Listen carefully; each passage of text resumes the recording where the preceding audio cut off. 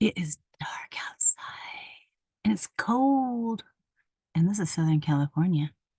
My mom said it was like 23 or 32 degrees up in the high desert where she lives.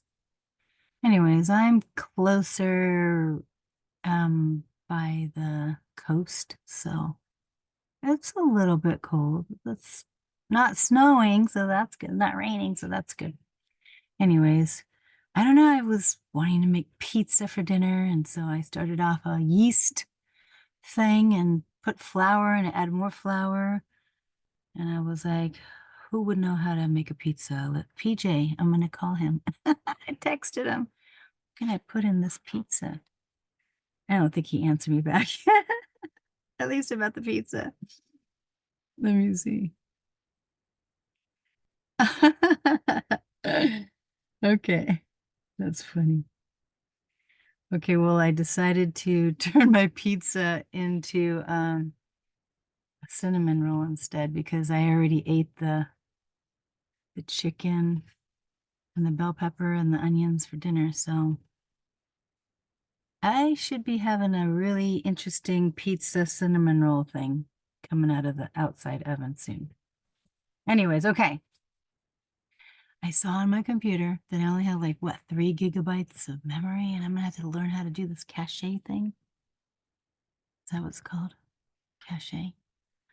Okay. I also see on my computer maybe where I left off on that Weiss's thing. You know, that Weiss Concise Trustee's Handbook. So I might as well read it. But look at, hey, I was looking. Okay, let me get rid of some of this stuff here. Get rid of that yet? Okay. This says it's Weiss's Concise Trustee Handbook, a guide to the administration of an express trust under the common law, functioning under the general law merchant. So do you think this has got to do with the courts, you guys? Anyways, look, I don't remember exactly where I left off, but let's start on page 32 here. Okay, maybe 30. Let's go with this, 30. Is this? No, that's a secret banker's manual, darn it. Okay, I know that's a good one too. All right, sorry, I'm a little scatterbrained here today. Uh, just in case you know, I do not script out my stuff. I don't script it out. I just wing it and go for it whenever I get enough energy to read something totally boring. I cannot remember. I think I got up to, I don't know, the 6th video. I'm just looking to see limiting liability with banking. Did I go over that before? Let's just look at banking. We'll go with 27. Okay, let's see if I can command plus. Oh yeah, baby. We're gonna go with banking because I need to know how to do banking. The trustee may open any business checking account, financial account, trust account, etc., which he is authorized by declaration to open. But he must keep in mind that by doing so, the trust will be participating directly in that unincorporated interstate banking association with all its limited liability consequences described above.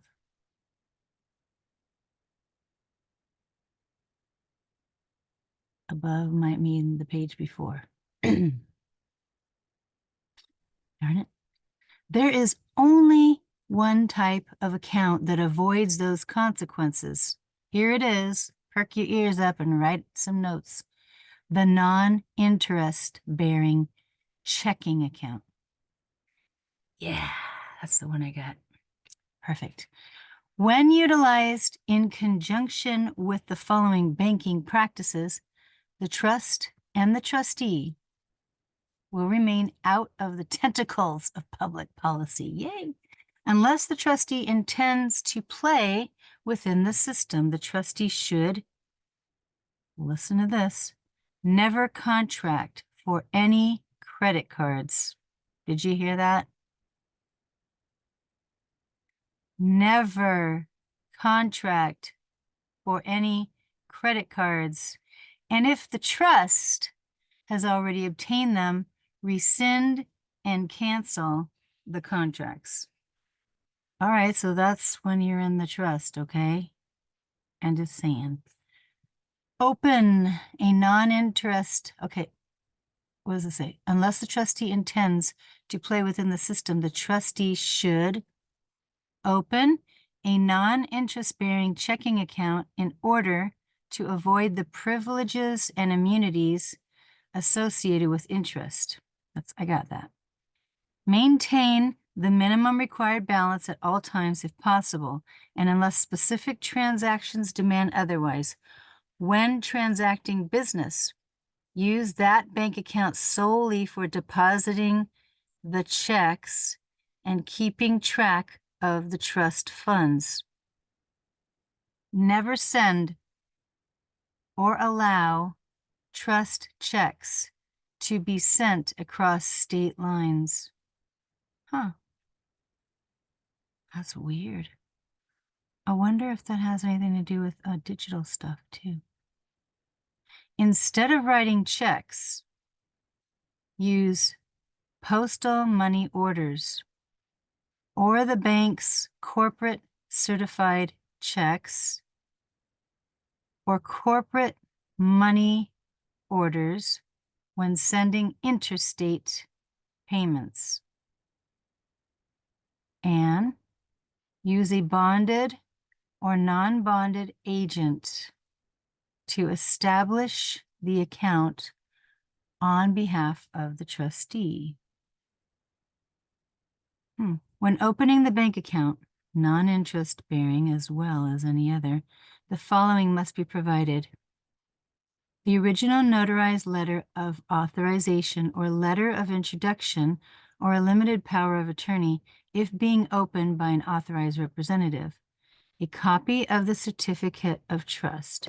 A copy of the trustee appointment.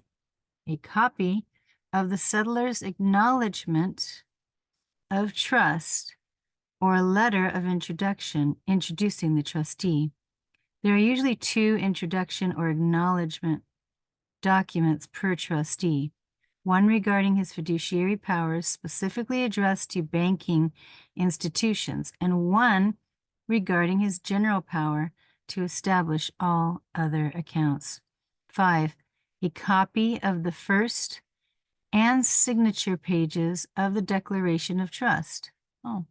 Note, the bank will almost always require evidence of a trust agreement, but the other documents may be sufficient depending on who you're dealing with. If you can open the account without providing these documents or with providing only a few of, let's see, what page is this? Page 27, we got to go over 28. A few of the documents, great. Again, this is a non-interest bearing checking account, so scrutiny is not a priority. Accounts such as this have been downplayed by banks via advertised interest rates. So most people would rather open accounts that appear to have the prospect of interest earnings. And 6, only if necessary to obtain an EIN, a copy of the IRS form SS4. Take into account the state of ignorance of the law which prevails in America today.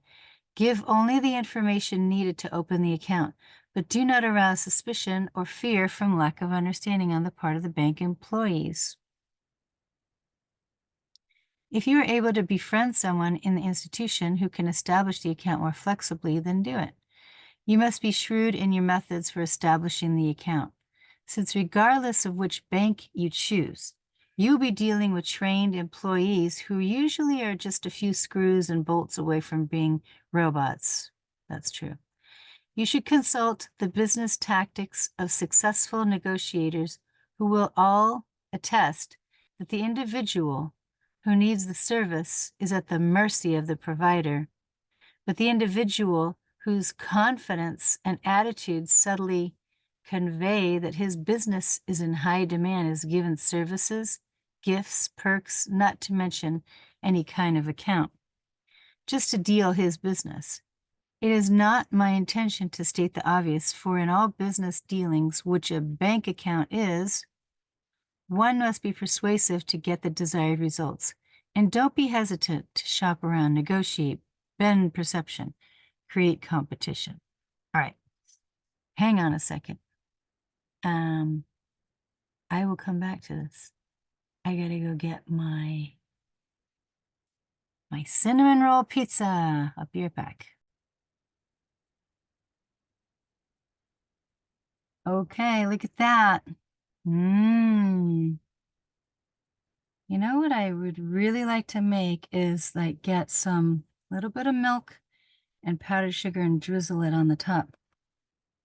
It's gonna make sure it's all cooked. I think it is. Yeah, that's nice and fluffy in the inside. Oh yeah. Look at that. Looks hot. I'm about to let it cool down now. That's perfect. I put cinnamon, dates, walnuts, sugar, of course, brown sugar, the cane sugar,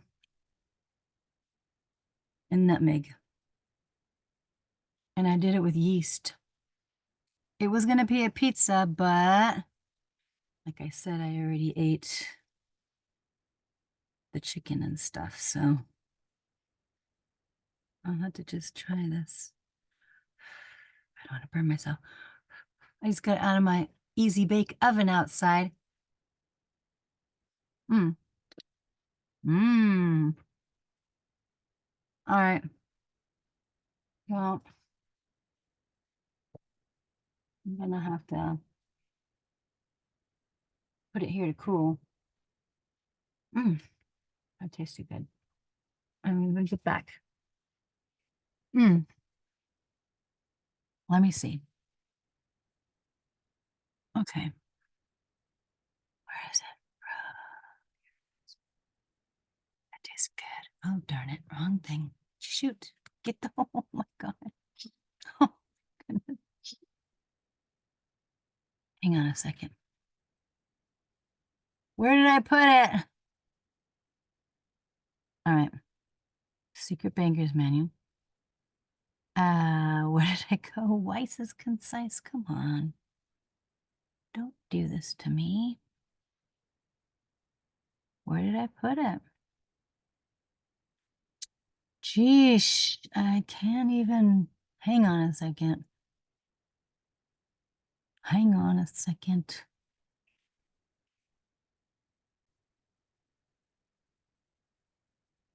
All right, I'm going to try to see if I can find it. Let me see. Okay, I see it there. How do I get it open? All right. Okay, now I just got to share it so you guys can see. Not that you have to see, but hey, you know, it always helps me when I'm reading something. I like to sometimes look at what I'm reading because, you know, I just seem to get it in there better.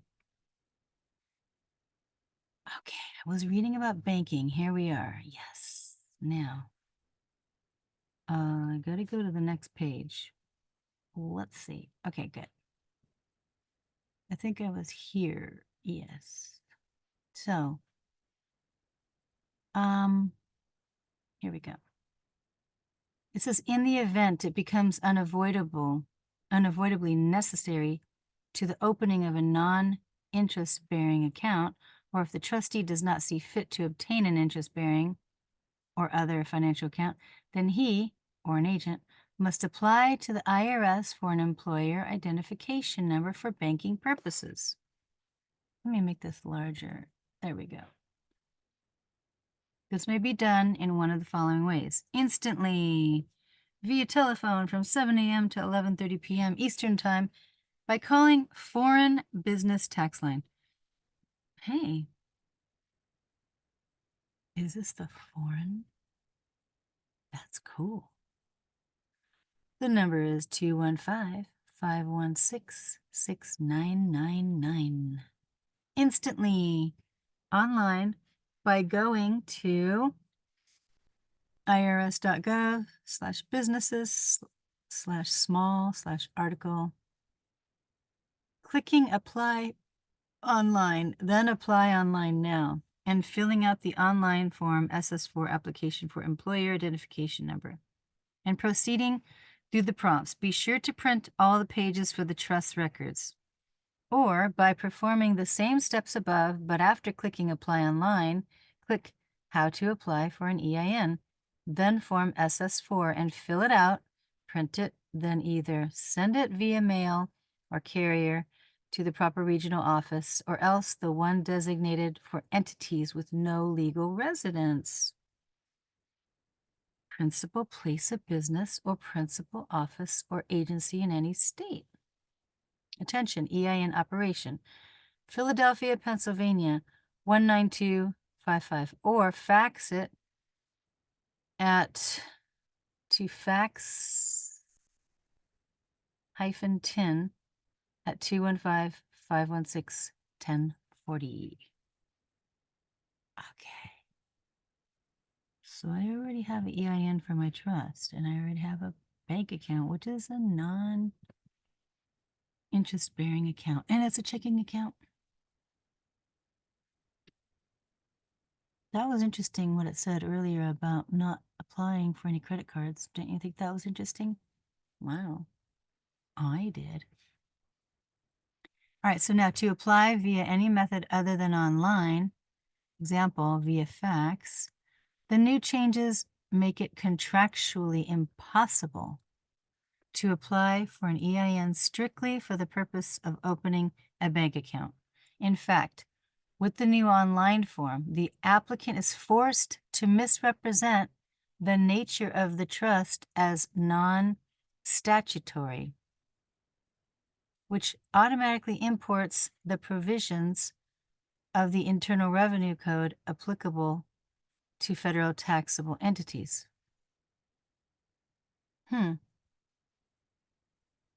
With both telephone and online applications, the trust will immediately be given a temporary EIN until the hard copy application, which will be sent to the trust address for completion and endorsement, has been returned to that office within 15 days of the original online application. The EIN is valid 24 hours from the moment the voice or electronic application is submitted. But if the hard copy application is not returned within 15 days, the temporary EIN will expire and cannot be used. In fact, it is not permanently registered into the federal tax ID database until the hard copy has been processed. With faxed applications, the trust will be given a temporary EIN by fax within 4 business days, which will become permanent once the hard copy application is sent via mail or carrier.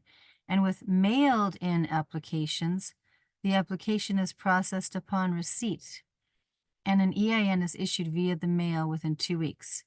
The other EIN application offices based on region can be found at the IRS internet address given above by clicking Where to File in the side menu located in the left margin of the web page. Oh, here we go, transferring assets. Where's my deal? Okay, so let me see if I can make this bigger. Transferring assets. There are 3 principal ways to transfer assets into the trust. It may be done via a buy in precious metals, purchase in negotiable instruments, or exchange based on barter. How it is done in any given situation makes all the difference, and there are certain guidelines to follow to ensure that the transfer cannot be nullified and voided.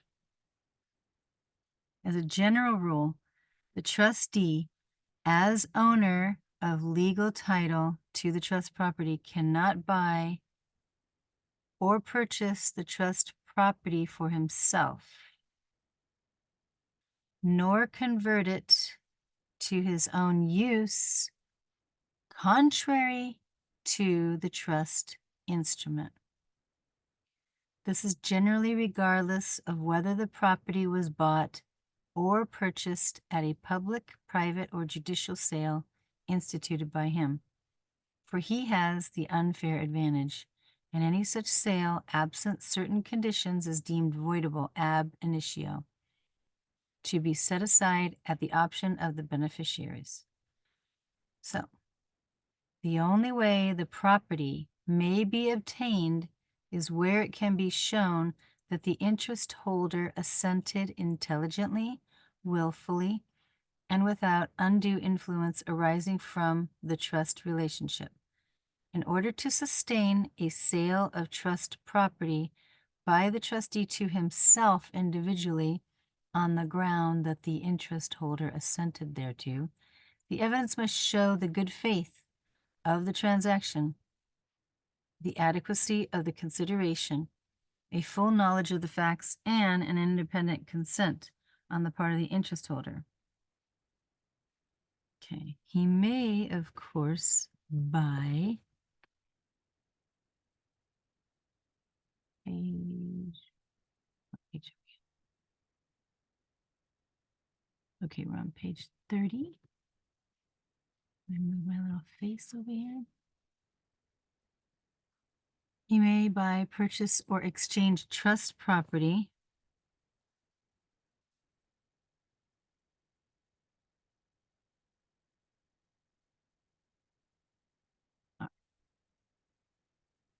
of his duty to protect the trust. These same principles apply to the selling of the trustee's individual property to the trust,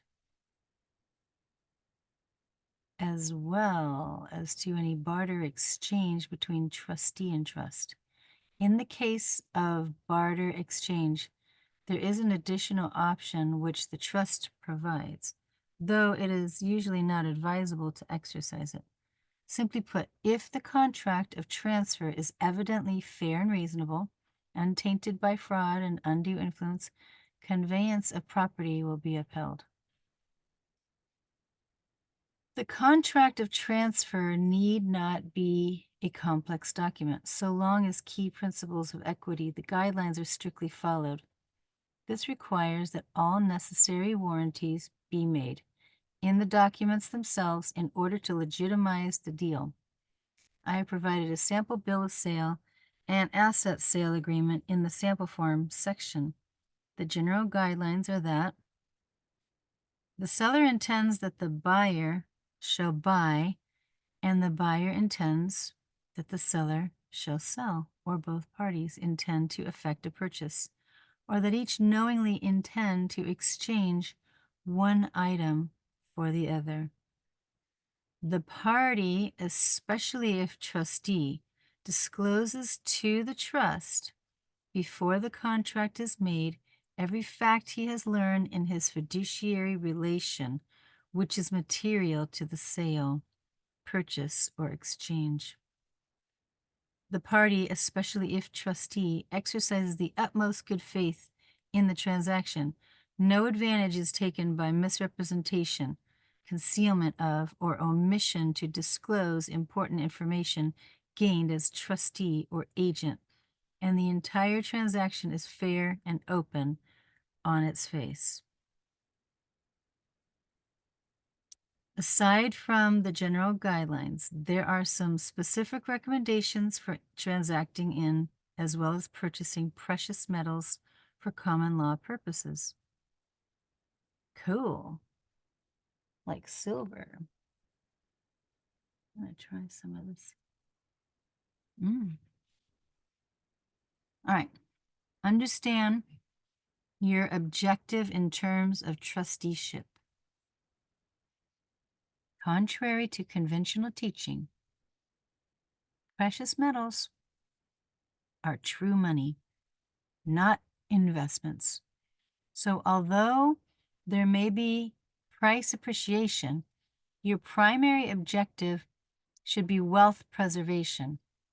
Example, preservation of the trust corpus, not necessarily profiteering, even though a significant profit may likely result to the benefit of the interest holders. Know the size and grade of the coins. The size and grade are critical factors. Size determines how much precious metal you're getting. Grade determines the relative value within the size of the coin. Acquire only low-grade, old American gold, graded AU or lower.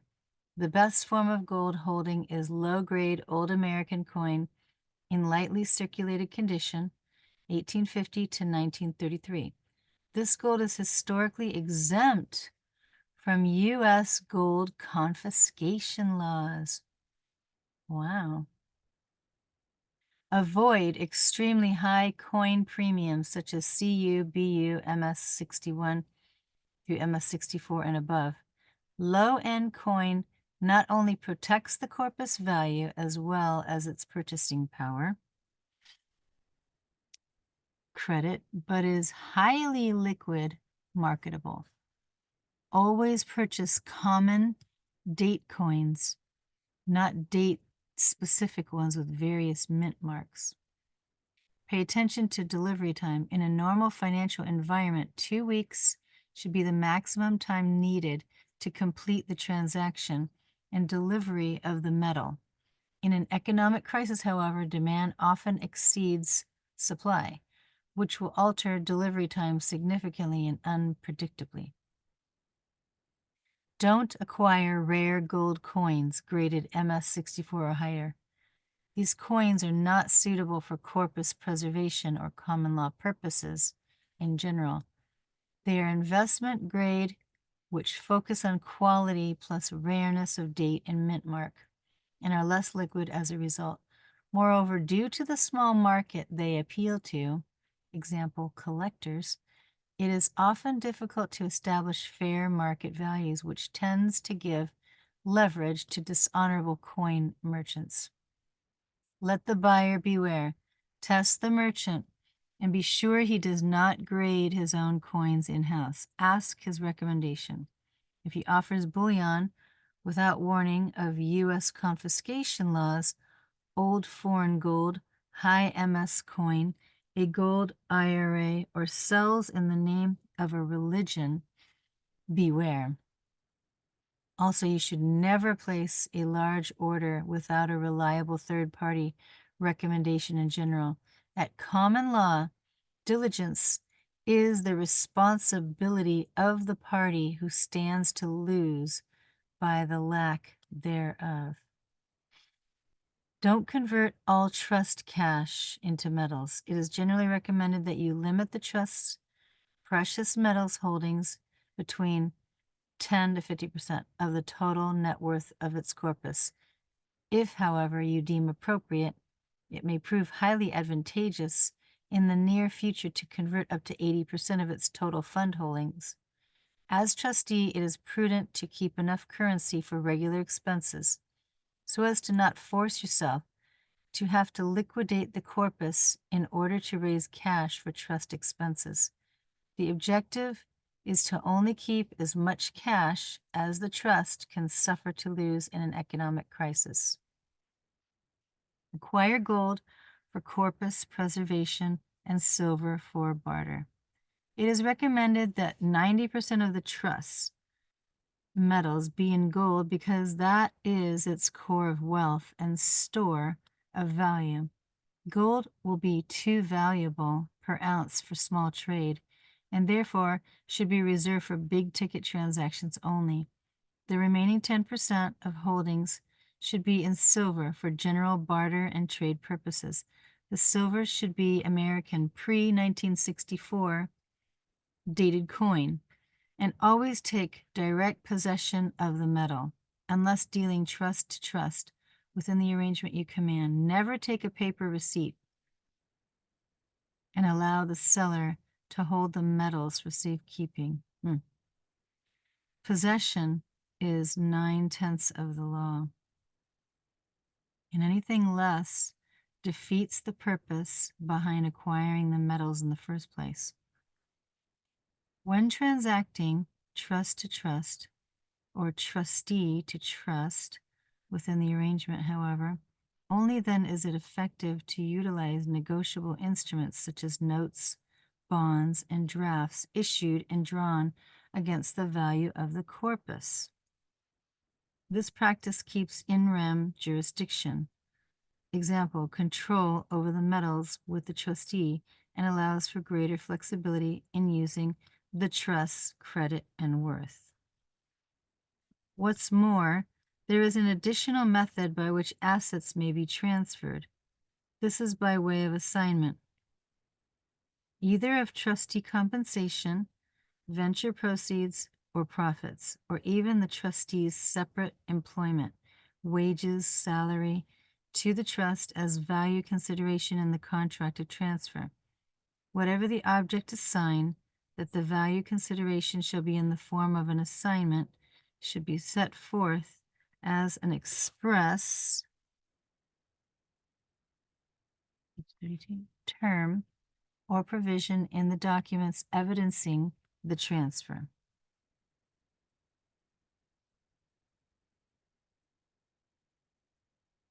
A trustee may issue a negotiable instrument, such as a promissory note or bond, to the trust, dividing his personal labor into shares of interest in his trustee compensation, wages, salary, etc., and assigning it to the trust in order to complete the contract.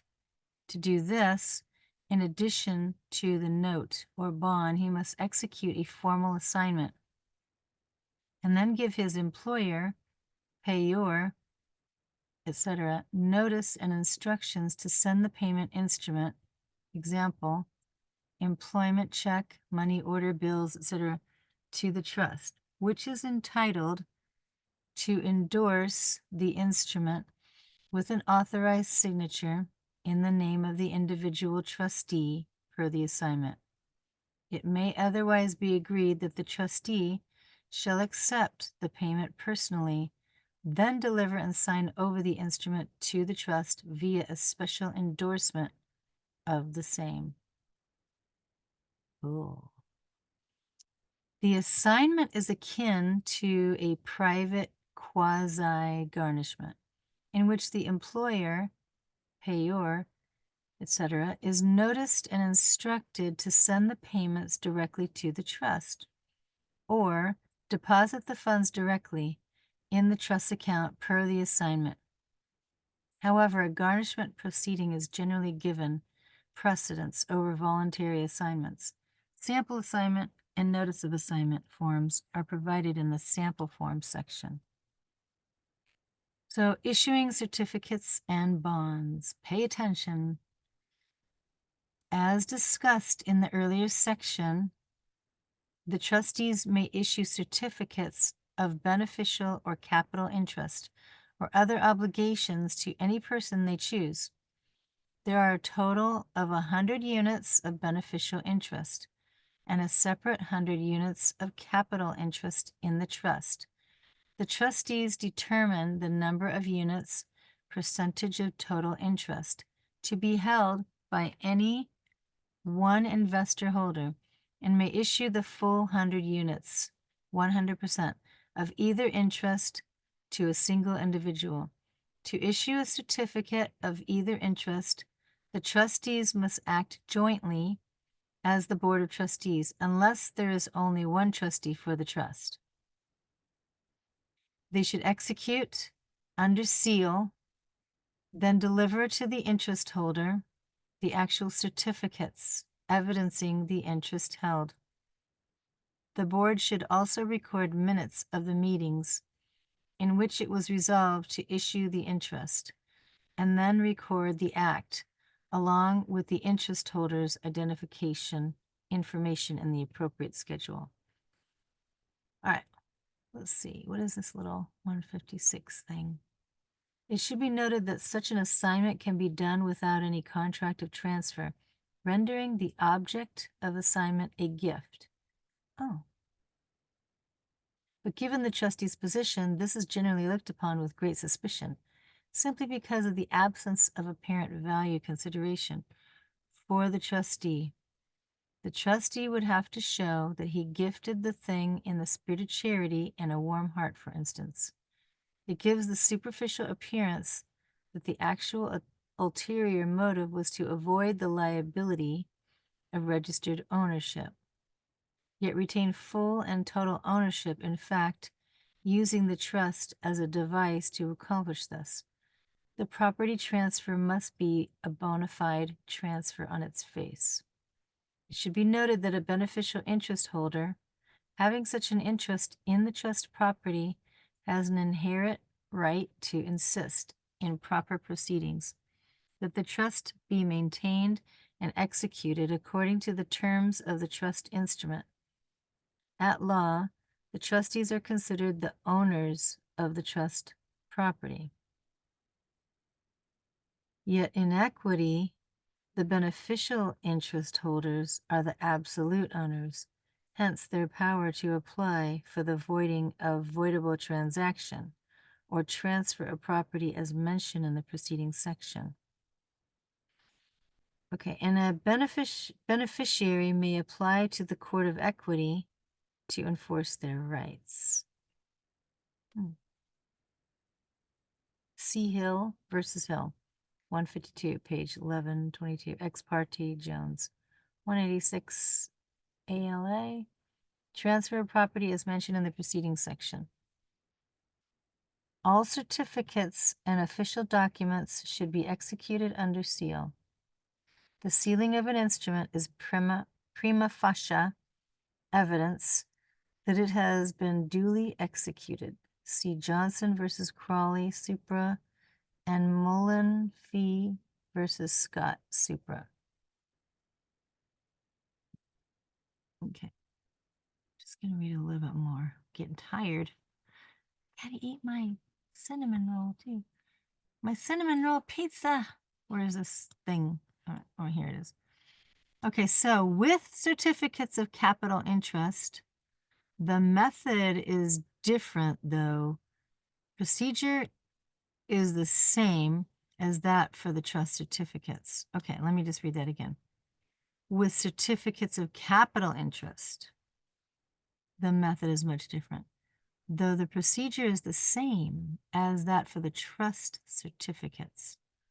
Capital certificates work based upon barter exchange with investors called exchangers, who may be anyone the Board of Trustees wishes to barter with. The Board of Trustees determines the number of units to issue in exchange for the property proposed for investment into the trust.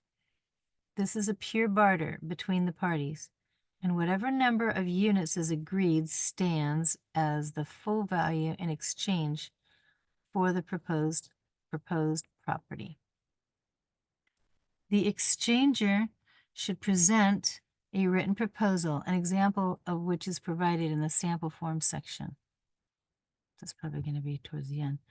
To the Board of Trustees. Any negotiations which take place should be recorded in the minutes, in which it is resolved to either issue the interest or refuse the proposal. If the Board of Trustees has resolved to issue the interest and make the exchange, the certificate or certificates must be executed and delivered to the interest holders, and the properties in exchange must be delivered by the interest holders to the Board of Trustees. The final act should be recorded along with the interest holders' information and the property inventoried with their respective schedules. Okay, so now with bonds, because a bond is merely an obligation or promise to pay money or to do some act upon the occurrence of certain circumstances, the trust need only issue the bond according to the particular transaction. Example, to back the performance of a particular contract, to raise capital from outside investors in the form of IOUs, etc. The distinguishing feature of a bond is that the document shows an obligation to pay some fixed amount of money or services at a definite time with stated interest. I have provided some samples for various uses in the sample form section.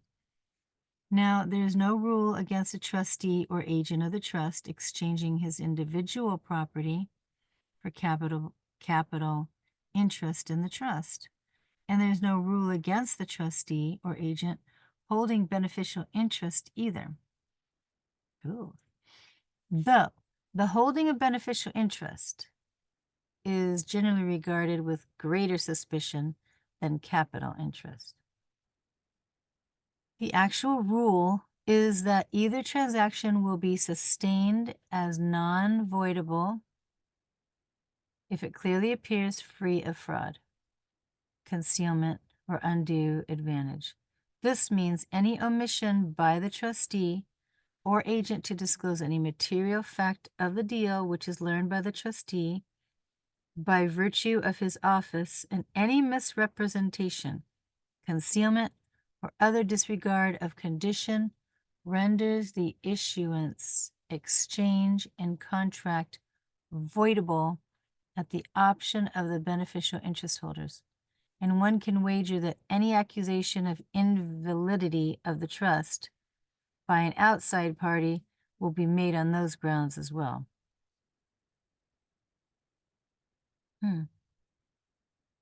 This suspicion, however, unreasonable without regard to the particular merits of the situation, stems from many express trusts successfully dismantled based upon the unscrupulous and often foolish failing of the control test. In fact, the express trust graveyard is mostly populated with the dead corpuses of trusts who died from this very mistake. When a trustee holds all or a majority of interest, beneficial or capital, in the trust, he is in effect an interest holder, exercising control over the affairs and res of the trust. He derives the sole benefit of his actions and determines the actions which would cause him to derive that sole benefit. He is owner of the legal title to the trust property. Okay, page 34. And I'm going to end here. It's getting easier to read, that I will say. As trustee, as well as owner of the equitable title to the property as interest holder, at best, the trust is his alter ego. Hence, he may be proceeded against as though the trust does not even exist. This is why it is recommended that any transfers between trustee or agent and the trust or interest holder be by sale as prescribed according to the guidelines through a third party or by outright exchange, with all documents in support of the transaction ready to repel the outside party who might attempt to come in under the guise of the express trust rim reaper. And just in this last part, I'm going to do keeping minutes. As mentioned earlier, it is the duty of the trustee to keep minutes for all resolutions, decisions, and acts done in the administration of the trust. This is a form of accounting and may suffice as the accounting. However, it is recommended that some separate, more detailed accounting always be kept. It is generally best to keep minutes of every board of trustees meeting based upon the notes or report taken during the meeting, or if there is only one trustee for the trust, on a decision-to-decision basis. How often and by what protocol minutes are kept is, of course, a matter of the trustee's discretion.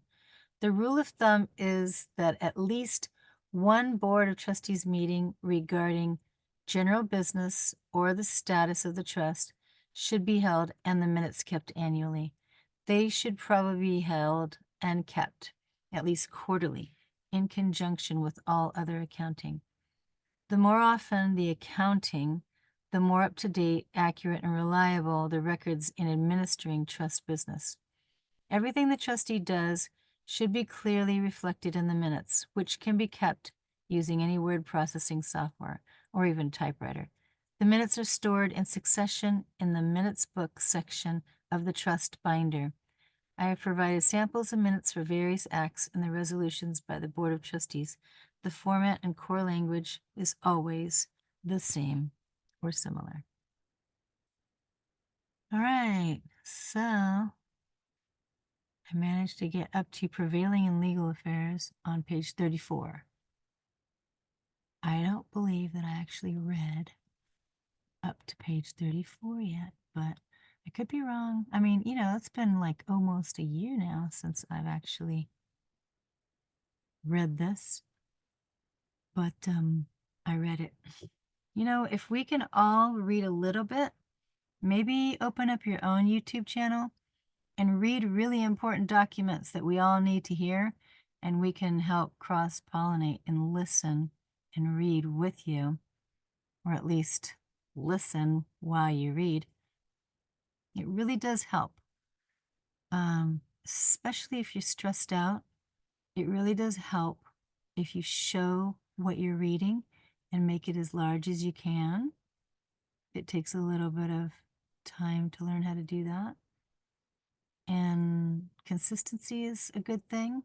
It's not always going to happen, but you can always go back and listen. So I'll have to write on here, what pages we started on, what pages we ended on. But this might be number 7. Anyways, have a good evening, and don't forget to like and subscribe down here. Put that thumbs up button, please, and share and comment down at the bottom. And also, I do have a Cash App in case anybody feels generous. It's Haya Shalom, CHAYAHSHALOM. So thank you very much, and hopefully I'll be able to get back on this and keep reading about trust.